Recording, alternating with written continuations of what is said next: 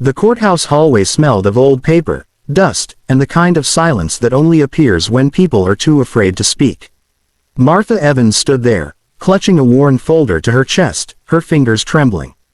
Inside the folder were the only things she had left of her late husband, his land documents, his signatures, and the memories of the life they built together before everything collapsed. Her black dress, faded at the shoulders, clung loosely to her thin frame.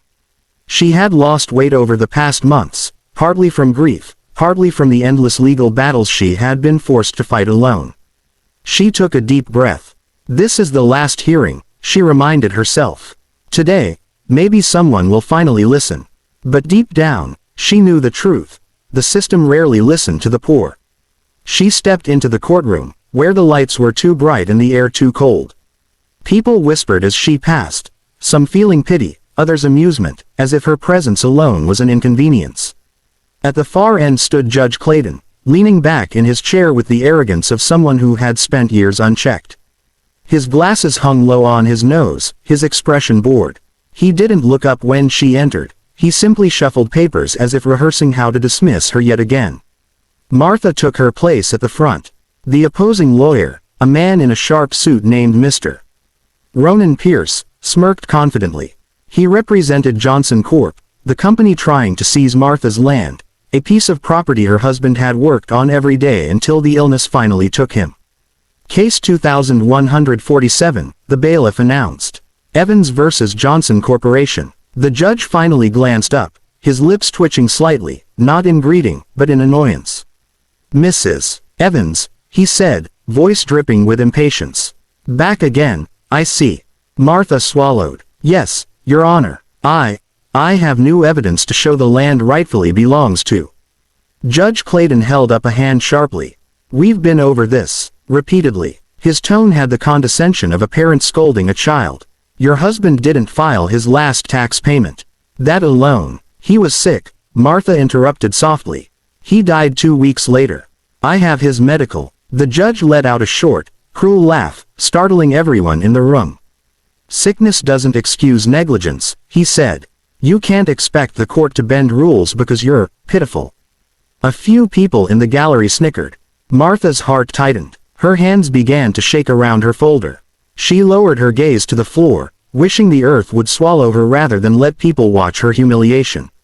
The judge continued, flipping through documents carelessly.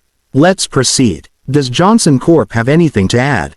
Mr. Pierce stood confidently. Yes, Your Honor. The corporation has already made plans to develop the land. Delays cost money. We request a final ruling today. Martha felt the walls closing in. She took a desperate step forward. Your Honor, please. That land is all I have left. My husband. He built our house there with his own hands. Yes, the judge said, waving her off and chuckling lightly. We all know your story, Mrs. Evans. Tragic, but irrelevant. The cruelty cut like a blade. Her voice cracked. He wanted it to stay in our family. I have proof that. Proof. The judge scoffed loudly. He turned to the gallery, raising his brows as though sharing a joke. Every poor widow claims to have proof. Always emotional, rarely legal. Laughter rippled through the courtroom. Martha's vision blurred, her cheeks burning. Tears welled in her eyes, but she forced them back. I'm not lying, she whispered. The judge didn't bother to hide his grin. Mrs. Evans, at this point, your repeated filings are wasting the court's time. If you interrupt again, I will hold you in contempt. Her legs grew weak. She leaned on the table for support.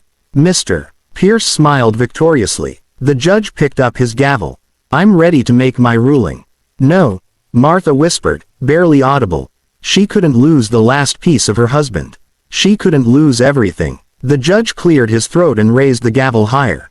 The court rules in favor of. Suddenly, the courtroom doors burst open. The slam echoed like thunder. Everyone turned. A woman gasped. A man dropped his pen. A security guard instinctively reached for his belt. A group of bikers walked in. Massive, intimidating. Leather jackets bearing the emblem Iron Serpent's MC. Boots thudding against the floor. Sunglasses still on despite the indoor lighting. And at the front was one man. A towering figure, long gray beard, tattoos creeping up his neck like flames. His presence was powerful enough to silence the entire room. Judge Clayton's jaw fell open. Martha's heart skipped. The lead biker stepped forward, cracking his knuckles slowly. "Apologies for the interruption," he said, voice deep as thunder. "But we think this hearing is missing something." The judge stuttered, Who are you?" The biker grinned. "We're here for Martha Evans." A collective gasp flooded the room. Martha blinked, utterly shocked. She didn't even know these men. The biker tipped his head respectfully toward her. "Your husband," he said, "used to fix our bikes. Never charged us a dime. Said helping people made him feel alive." He paused. "He was family." Martha felt her breath catch. "And nobody," the biker growled, turning toward the judge, "messes with family." Judge Clayton paled. The gallery went silent, and for the first time since the hearing began, Martha felt something she hadn't felt in months.